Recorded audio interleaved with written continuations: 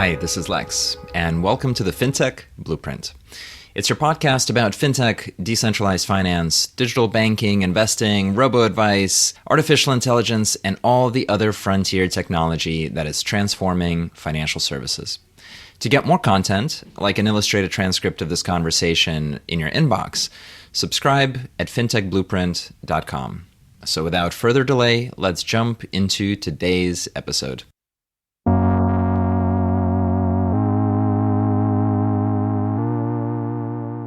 Welcome, everybody. I'm so excited for today's conversation. We have with us Gene Hoffman, who is the Chief Operating Officer and President of the Chia Network. We're going to talk about really amazing entrepreneurial journeys, as well as blockchain, protocols, money, and where all of this stuff is going. So with that, Gene, welcome to the podcast. Thanks for having me, Lex. My pleasure.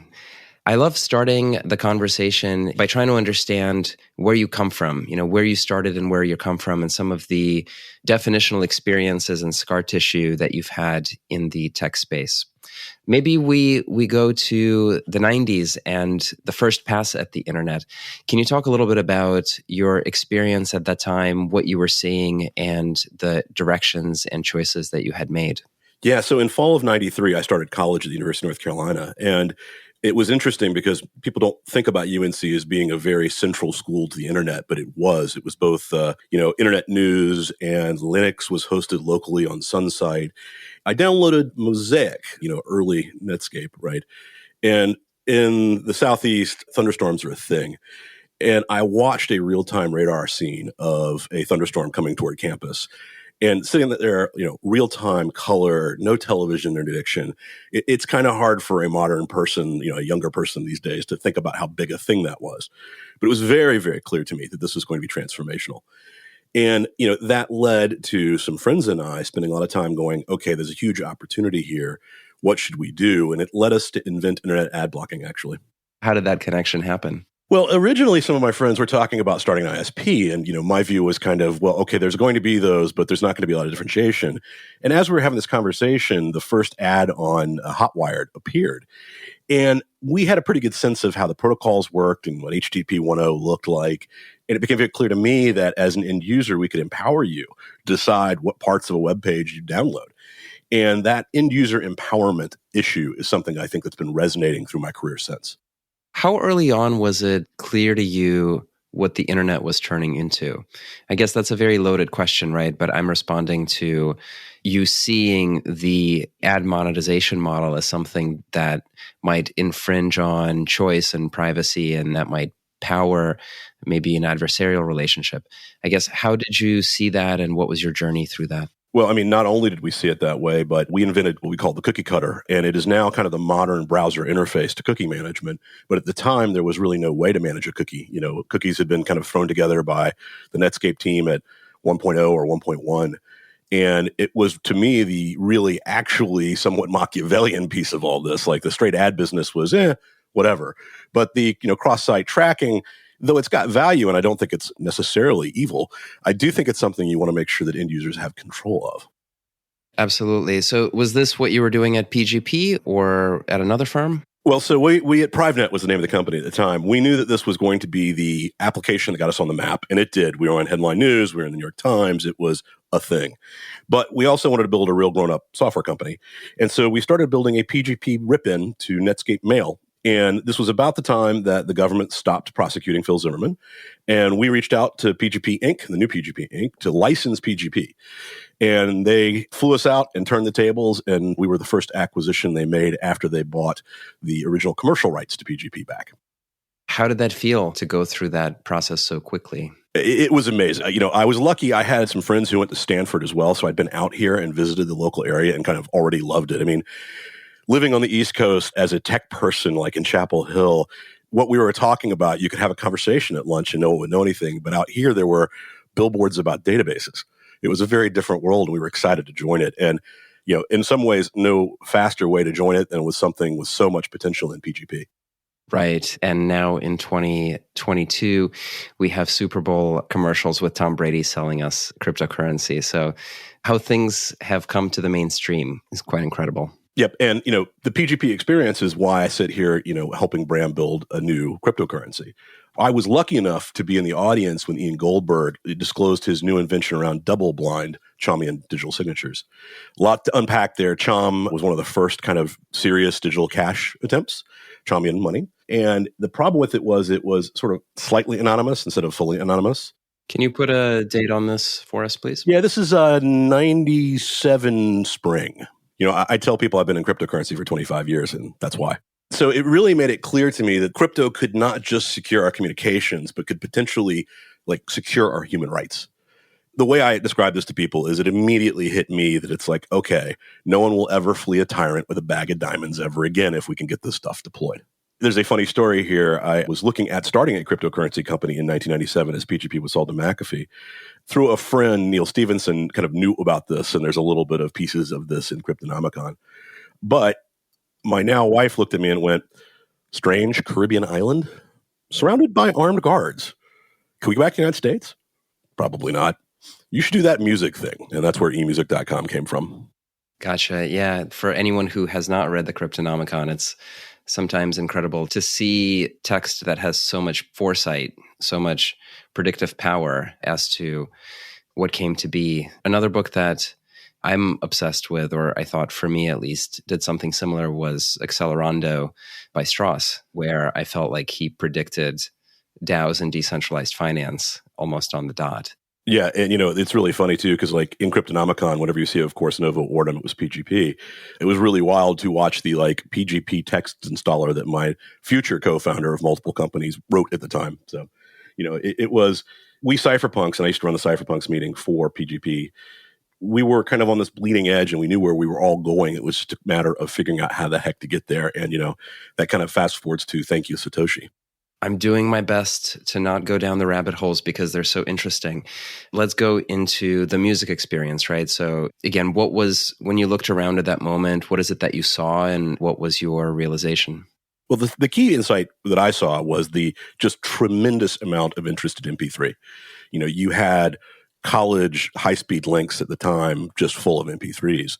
And once you kind of see that demand use case, it's now a question of, okay, how do we turn that into something that can be legitimate and in the light of day and actually solve for what and why people were so excited about MP3s?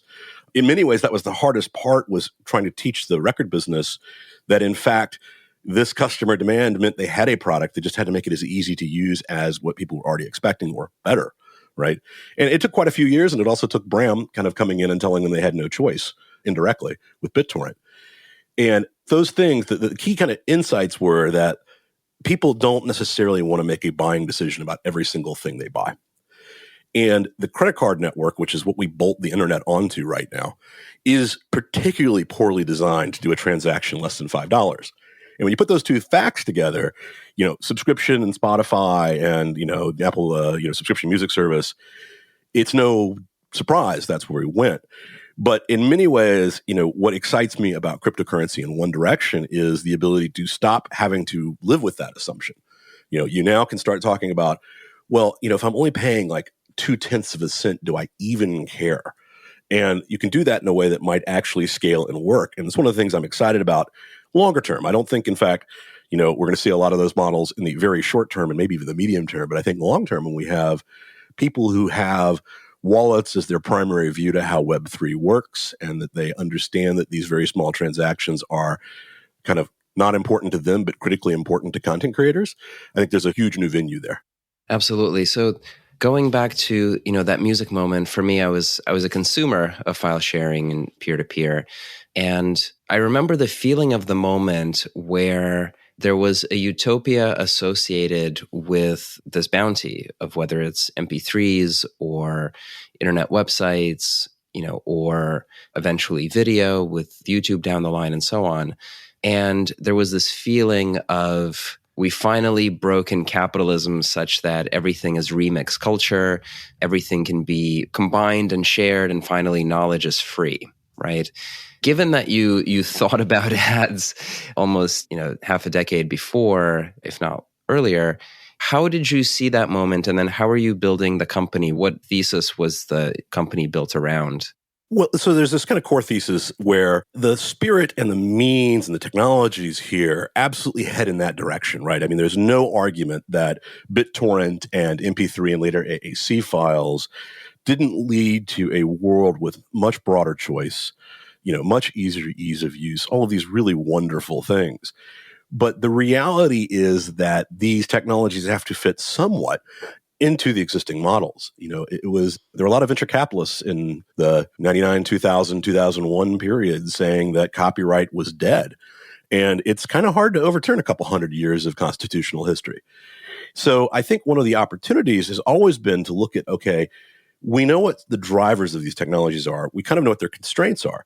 And the positive is that these technologies are adding constraints. So like BitTorrent makes it so that if the TV and movie business becomes too fractured and too expensive, well, people will go back to BitTorrent. But it allows the content creators to go, no, look, if we keep it relatively together and relatively inexpensive, people would rather pay us than go to BitTorrent. I think we're seeing the same sort of thing again in the blockchain space. And, the thing that's really neat about the way that Satoshi launched and built something is it's now kind of created a clearly blazed path that people can follow behind. And, you've got the same sorts of things that you have with BitTorrent and other protocols where there's no real way to shut them down when they're truly decentralized like Bitcoin or like Chia. And amazingly, I use the word compliant blockchain and people think I'm crazy, but it turns out that Bitcoin is a compliant blockchain. It never sold securities. It is a, peer-to-peer trustless network that delivers on its promises. And so I think always, it is taking the best of the technology to empower individuals and frankly secure human rights, but at the same time making them palatable to like the other 80% of the world who's got to use them. I mean, ultimately you want these technologies embraced as widely as possible because that's how you get the most value out of them for everybody. I think one of the things that I am trying to aim at framing is I do think there is a tension between what peer-to-peer meant 20 years ago and some of the principles that were embedded into it versus some of the instantiation of those ideas in the crypto ecosystem today, where in many good ways and both bad, it's hard to imagine a more effective DRM system than NFTs. And I remember the emotions I had and that kind of swirled around in the mid-2000s about music labels coming together, trying to, create DRM or movie or other media companies trying to do that with DVDs. And then all of that kind of melting down in the face of consumer demand out of MP3 players and Apple, as essentially all the equilibrium ended up getting broken. But now we're in this completely different end of the spectrum where, because the internet has value, the objects that are shared or that are transacted around have value too. And so you do have this new kind of hyper-capitalist underpinning that feels to me quite different. So I'm very curious as to your view and your journey and kind of how to reconcile some of these cultural tensions between, these two different visions of the internet. Well, so, I think one thing that's very important, Bram and I are like two of the only people to ever be accused of being pirates by an NGO. I was a bit of an iconoclast to say that, in fact, MP3 should be unencrypted and we should trust our customers. The thing that's interesting about NFTs is that title is now, in some senses, digitally rights managed, but the content remains not. And I think that's important.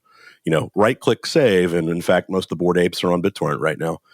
There is no kind of such thing as DRM. There's what we can do with public key cryptography and signatures. But after that, you kind of can't control the copying of something. You can control whether it's the original version or not, but you can't control whether somebody can, see that artwork, share that artwork, those kinds of things. I do think there's a tension that's important, but I think that the technology has been designed in such a way that it continues to keep all of the key pieces. And by the way, this is why I worry a bit about some of the, hyperscale chains with limited number of decentralized nodes. When you do these blockchains right, they're basically unstoppable in the way that BitTorrent is unstoppable. And, it's pretty well understood that Bitcoin was named in homage to BitTorrent. When you do it the right way, you've built in a certain set of core assumptions that any two people can transact in a way that transaction is very unlikely to be censored. there is a full real audit trail of that. And, you're building a whole new paradigm of trust. At no level do we change that. Now, we do get more financially sophisticated when we start kind of taking traditional finance products and tools, modifying them somewhat, because I think the real opportunity in cryptocurrency and blockchain is that you take things like corporate debt, and instead of paying semi-annually, you pay it like weekly or daily, so its price reflects its actual active price instead of its, coupon discount price. But that's kind of boring compared to, the real opportunity of being able to trade with someone with no escrow agent immediately between too many assets on a blockchain in a way neither person can screw each other. That's a whole new paradigm that we just haven't had as humans. Let me try to trace a little bit maybe of this idea out, which is that, property isn't a monolithic thing. Property is a bundle of rights that we have relative to each other. And it is enforced or not enforced through particular mechanisms, whether those mechanisms are the law, the courts, or software. And so it sounds like, and maybe correct me if I'm mischaracterizing, but we had this existential moment that broke down the prior bundle of property rights into maybe too far out on the continuum where everything was essentially free and tradable, and the prior economic models didn't work, and therefore we had the crank into the world of advertising and tracking and so on. But then as cryptocurrencies and blockchains were built and came to the mainstream, it's not that you're introducing DRM against all the property rights and re-empowering the labels to go back to the status quo, but rather that you're being maybe more precise about which rights flow according to what rule set and empower whom. So the ability to consume might be separated from the ability to monetize or build rents around or build some sort of financial enterprise. And so in a sense, it sounds like you're trying to get to the best of both worlds. Is that a fair telling of it? Yeah, I think it's absolutely a fair telling of it. I mean, you're basically saying we now have this ability to prove ownership in a way that was very difficult in the digital realm and prove unique ownership while not losing, the core thing that these things are copyable. That's kind of the point. And that really kind of changes the underlying dynamics. In many ways, as music entered Web 2, it was getting it on the web and making it available to the end user. As music enters Web 3, you all of a sudden have the financial infrastructure that has, built over the last 150 years offline. You've got the tools to not necessarily replicate it, but to manage the problems that were managed by record labels and music publishers and shippers of music and retailers. All of a sudden you don't necessarily need as many people to be able to, middlemen, to be able to drive value, make it easy for people to pay, make it clear who owns something, make it clear what bundle of rights you got. I mean, I'm excited about NFTs that do things like, hey, if you buy this special version of my song, you can use it in your YouTube channel, right? That's a really hard process these days in the real world. But for an artist who owns his songs, that's actually a relatively straightforward process in Web3. I imagine, a music label responding to quote unquote piracy or sharing as like, this is mine, don't copy it. Only I can have it, And then if I think about an NFT owner today, sure, go ahead and copy it. You're just giving me free marketing. The more you copy it, the more value I get from the fact that this brand is spreading all over the world. And so it did need this kind of existential shaking, I think, to get to a more atomic place. Well, it's funny. It even goes all the way back to the credit card issues. The internet is a bolt-on top of the credit card infrastructure. And the credit card infrastructure was built to do transactions in the $10 to $100 range. No one's really going to strongly argue that a song's worth $10. We went through that era. It was called the CD era, right? It kind of sucked. So what's exciting is to all of a sudden say to people that, in fact, you could opt out if you wanted to, but automatically, if you play this, 0.001 cents, we'll go back to the artist. That's an exciting, different way to do things. So I want to go through one more experience before getting into Chia Network, and that is your experience with subscriptions. And it almost, from the outside, it does seem like yet another take or another approach to this question of monetization and advertising and how to think about digital assets or digital objects. Can you talk about, I mean, it's hard to characterize such a meaningful part of your career, but can you talk about the insight that took you to that role and kind of how it went? So it was very clear to me when I was, founding eMusic that the record labels weren't yet ready for subscription. It was already enough of a mind shift to get them into digital downloads, much less subscription. But Napster's appearance on the scene forced the hand of all the music companies, and it made it much easier for us to go back and go, look, the only way we're going to be able to compete with piracy is subscription. So that really kicked that forward. But then quickly, us and the former CEO of Netflix, we had a bunch of mutual friends, and we'd actually do a quarterly conference call about how bad and difficult the credit card infrastructure was.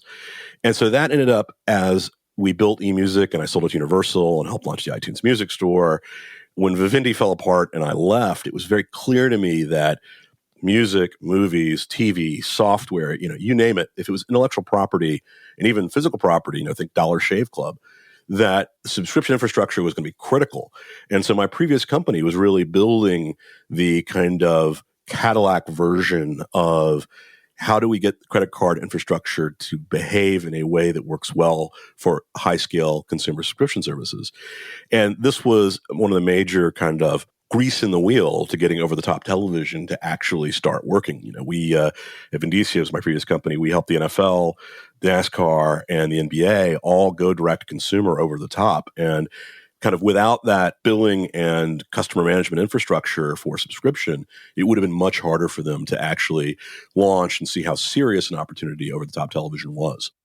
How would you characterize the state of those card rails? And the period that you were building Vindicia was really the period when fintech went from kind of a niche function to something that became really driven by Silicon Valley to change the distribution rails of financial products. How would you characterize your experience with the financial rails and any observation that you have on the development of that fintech infrastructure during the time period? So the best way to think about the fintech infrastructure, especially the credit card and debit card kind of infrastructure, is to imagine that it was written in 1980 and has not been moved forward much at all. The thing that's kind of difficult about the credit card infrastructure is I had a lot of folks when I was running Vindicia coming to me and accomplished entrepreneurs who had overturned, or disintermediated major industries going, I want to somehow beat Visa and MasterCard. And the problem is that it's like Visa and MasterCard do a pretty crappy job, but it's just good enough that it's actually really, really hard to directly disintermediate them. And in fact, the only real way to directly disintermediate them is to shift the banking paradigm underneath. And I think that's the real opportunity here in cryptocurrency and blockchain is, right now, for a whole host of historical and somewhat good consumer reasons, anybody can say they didn't do that transaction on a credit or debit card and get their money back. And that has huge knock-on effects. But cryptocurrency, finality is one of the key things. When you send Bitcoin or Chia to somebody else in a couple blocks, that the reorg window's over and you've actually got that money. And all of a sudden you can do transactions that are worth a penny or worth, $1. And I think that's the only way in some ways to kind of undo the stranglehold that the commercial banking network through credit and debit cards kind of has on all online commerce. Yeah, absolutely. Doing a platform leap rather than doing incremental improvements and trying to build on a foundation that is embarrassing to say out loud. Or, if you name it, it might fall apart from all the wind, right? Now I do think that a lot of people often kind of take these transformational shifts a little too strongly. And what I mean by that is it's probably going to make a lot of sense for a while to subscribe to Spotify. There's a whole host of reasons why. But adding on to that, specific content or like live shows online, these are the places where I think we're going to see a lot of innovation, where it makes a whole lot more sense to have these kind of immutable, direct transactions at different price points. So I think it's an important shift in that there's really no way to kind of do these kinds of transactions on the internet today. But I don't think it necessarily is, every single thing moves. Now, it may be that the entire rails of the financial infrastructure and banking itself moves, and therefore it all moves over. But I think that's the path more than just, all the subscription services fall apart and all become pay-per-view. So that gets us a great transition into Chia. And maybe we can just start with a high-level overview of, what is the network, why does it exist, and what motivated it to be summoned into existence? Well, so I think the key motivation to start with is that Bram and I both believe that blockchains and cryptocurrency have the power to secure human rights.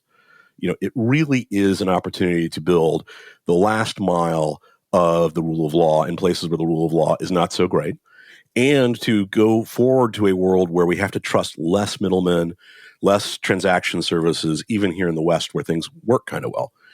So what Chia very much is Bram and a team of cryptographers like Dan Binet and Christoph Piacek looking at the state of the art in cryptography, looking where Bitcoin got so much right, looking at some of the challenges that Ethereum and Solidity have, and building from scratch a new consensus mechanism and programming environment that address the two biggest complaints that we see, or the two biggest reasons we see that we haven't seen mainstream adoption of blockchain.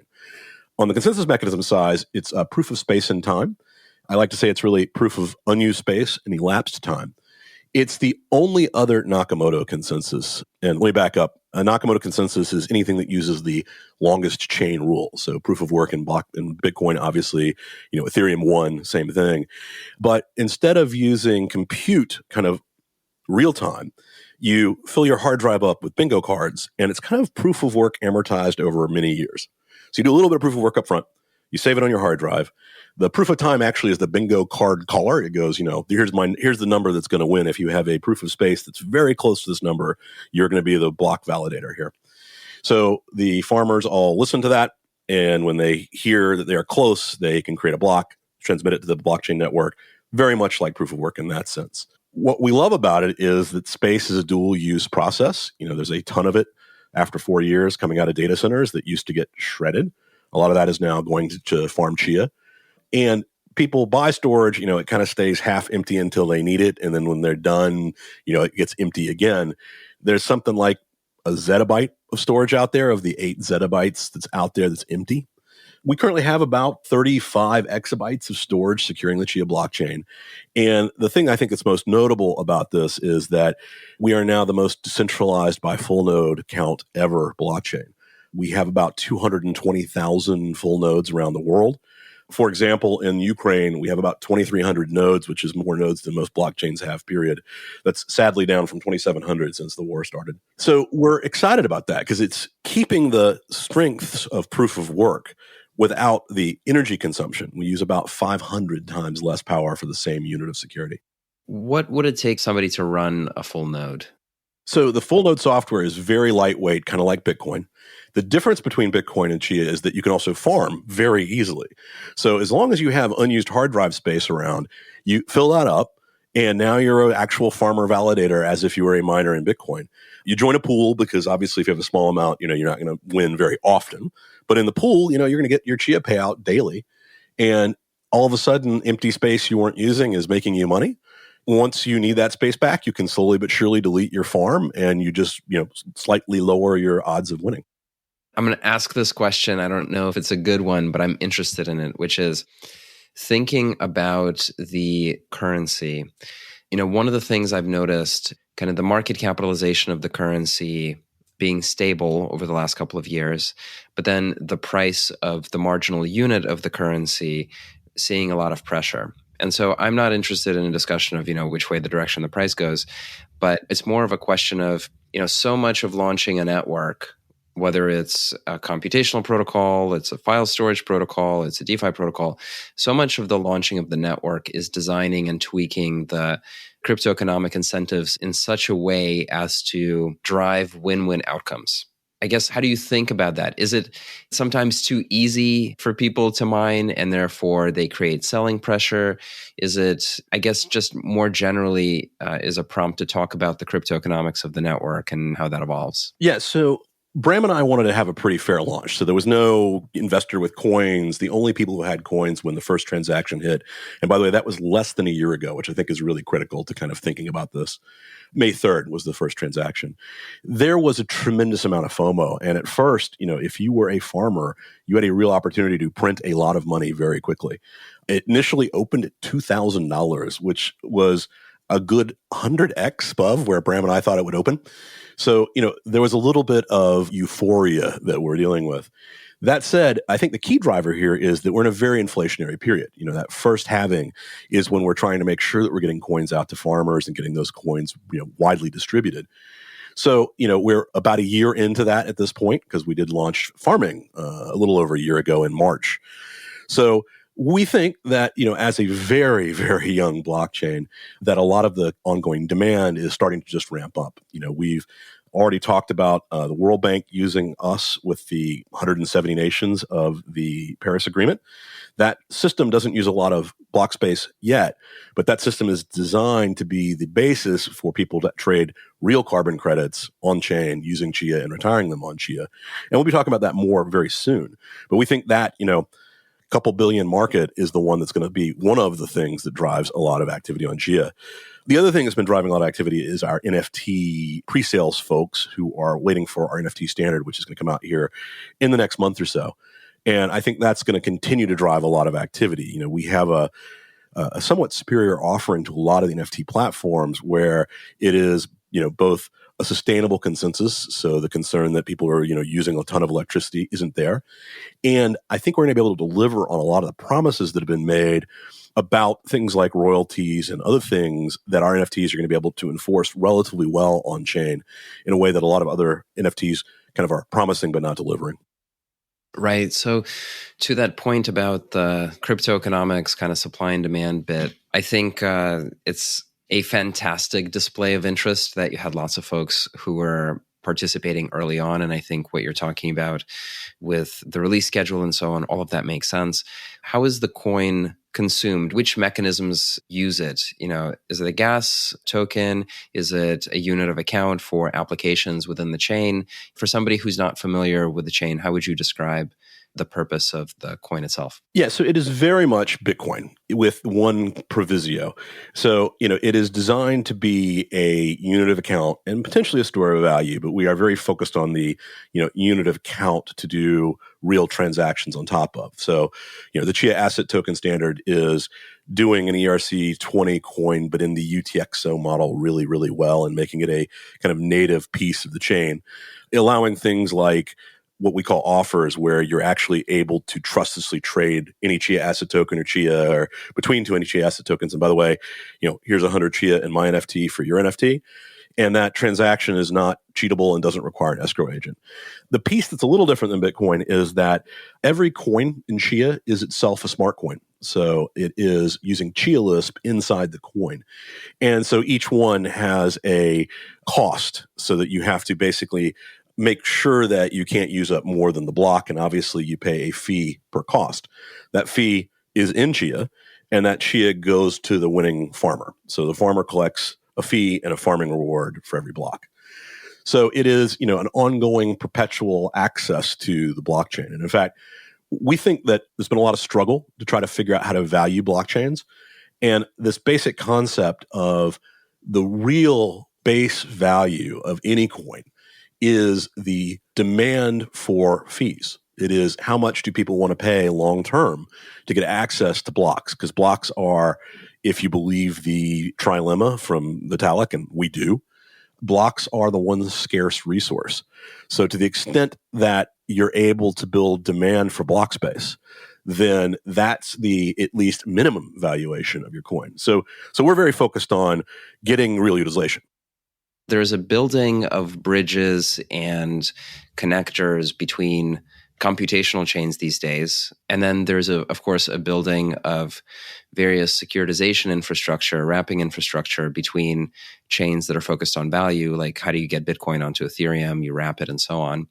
And whereas a couple of years ago, many people, including me, would have made the statement that these are networks and they have power laws. And so the power law will make the one network beat the rest of them. And now it's just a race.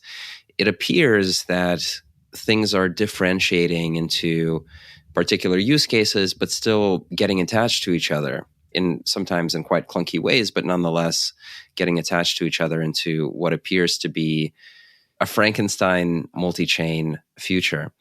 What is your view on how Chia connects into that, as well as what some potential destinations could be for the market in the long run?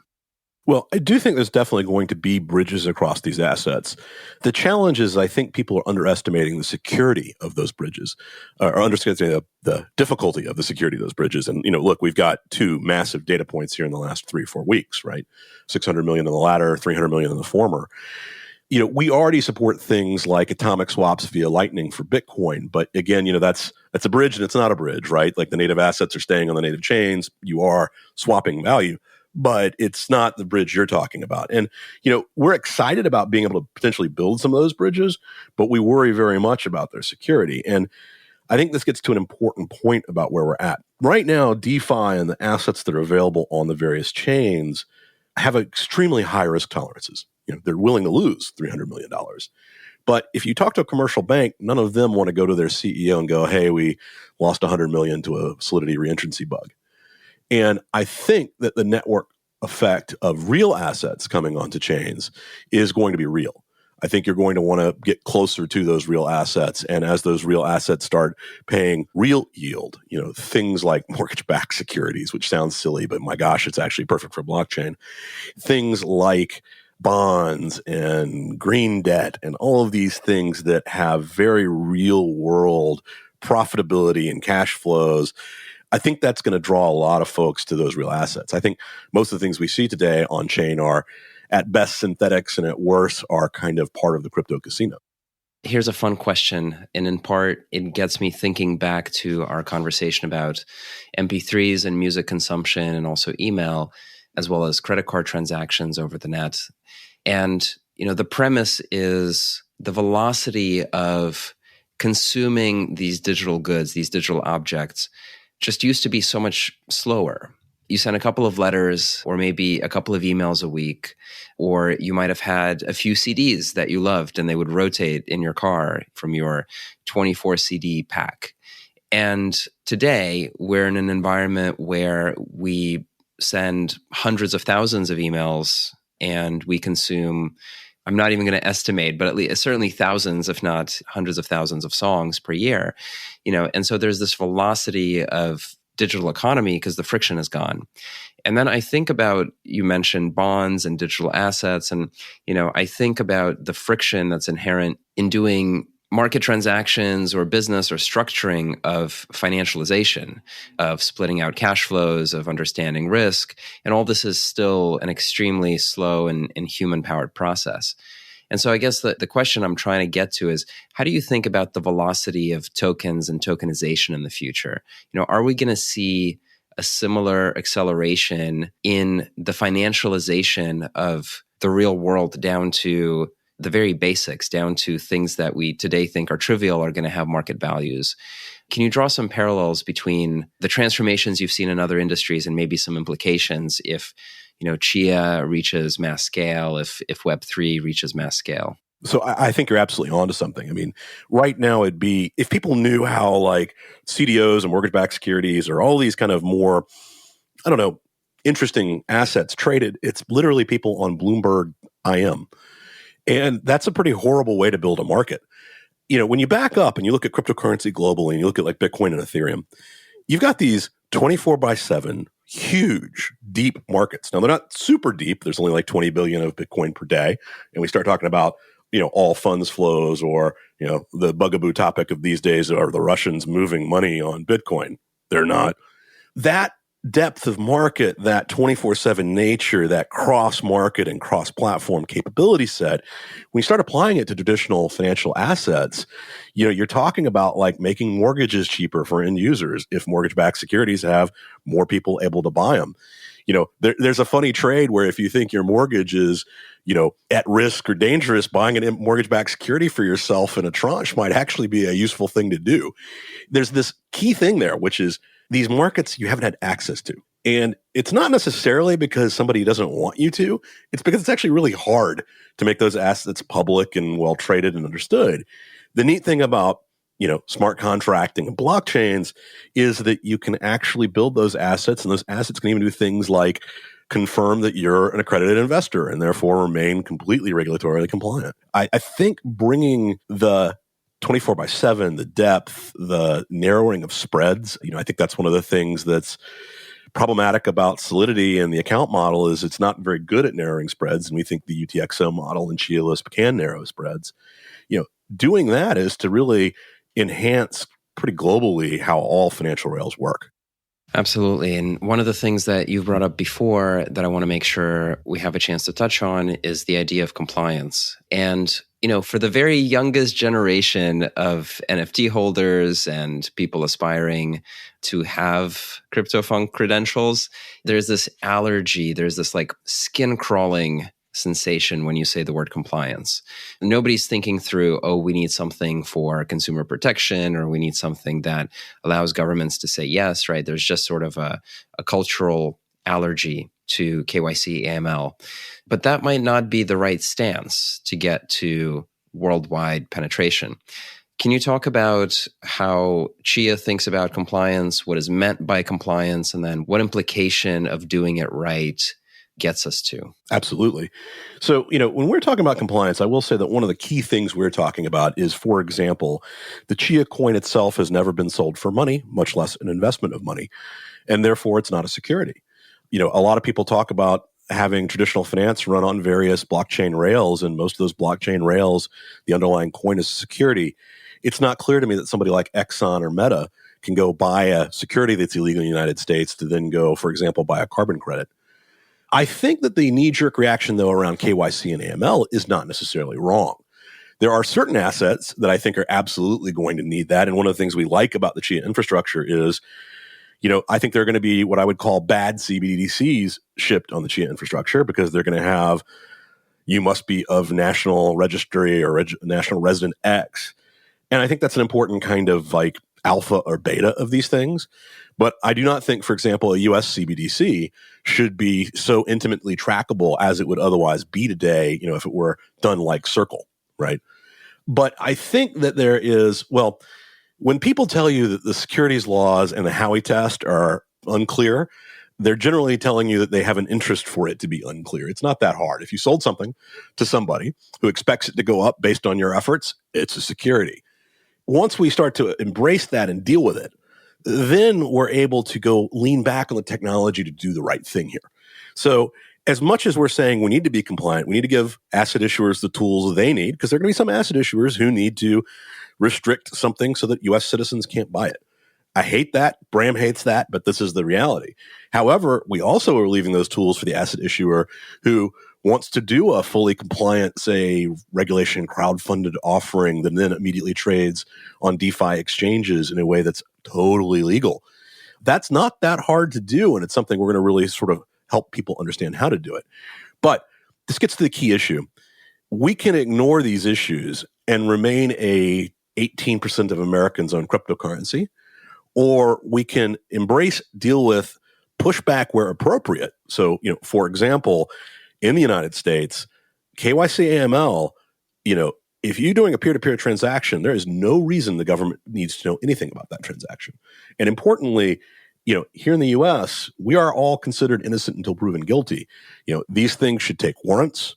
They should require, all of the things that we require of normal transactions. And there's a bit of an overhang, I think, where, because everything's intermediated in the traditional financial world, the OFACs and others of the world have gotten used to being able to rely on a warrant exception. I don't think they're going to be able to rely on that warrant exception moving forward. So, when people see compliance, I think they need to understand that we're going to have to be thoughtful about which rules we enable and follow, and very thoughtful about the few that we push back on. So, for example, the definition of exchange is going to be one of the things I think that DeFi and blockchains are all going to go, kind of up against the traditional world. I believe we're going to win that conversation, but that conversation is happening in real time. I think the SEC's comment window ends on their current exchange redefinition in about 4 or 5 days. So the key thing for me is, and this has been a long conversation inside the cypherpunks, it's like, do you say totally cypherpunk faithful, or do you make this digestible so that it becomes something everyone can use while keeping the technology as strong, as decentralized, as secure as you can? Bram and I fall in that latter camp. I joke we're cypherpunks in sport coats. Awesome. That's a fantastic place, I think, for us to wrap. If our listeners want to learn more about Chia, to follow you or Bram, where should they go? Bram and I are both pretty active on Twitter. He is at Bram Cohen and I am at Hoffman. The Chia project, Chia_project on Twitter, but Chia.net is the primary gateway to all things Chia. Fantastic. Gene, thank you so much for joining us today. Thank you.